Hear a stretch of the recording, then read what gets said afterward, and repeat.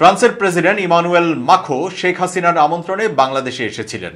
সে সময় হাসিনার সঙ্গে মাখোর আন্তরিকতাও দেখা গেছে।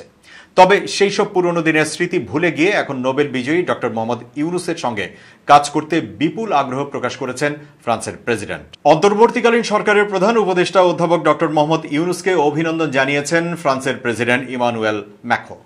বুধবার প্রধান উপদেষ্টার প্রেস সচিব শফিকুল আলম এই তথ্য জানান। চিঠিতে ফ্রান্সের প্রেসিডেন্ট ইমানুয়েল ম্যাখো বলেন, বাংলাদেশের অন্তর্বর্তীকালীন সরকারের প্রধান উপদেষ্টা হিসেবে নিয়োগ পাওয়ায় ডক্টর ইউনূসকে আন্তরিক অভিনন্দন জানাই। বাংলাদেশ এখন ক্রান্তিকালে রয়েছে। আপনার নেতৃত্বাধীন অন্তর্বর্তীকালীন সরকারের গুরুত্বপূর্ণ কাজ হবে গণতান্ত্রিক জাতীয় নির্বাচনের জন্য মাঠ প্রস্তুত করা এবং একটি শান্ত পরিবেশ নিশ্চিত করা। যেমন আপনি ইতোমধ্যেই এই বিষয়ে যে বার্তা পাঠিয়েছেন, আমি তাকে স্বাগত জানাই।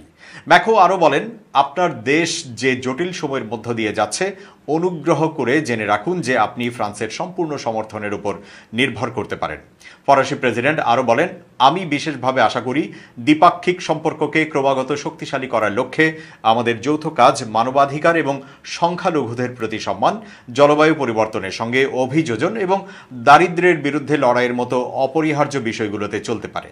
ফ্রান্স আপনার সঙ্গে কাজ করার জন্য আগ্রহী।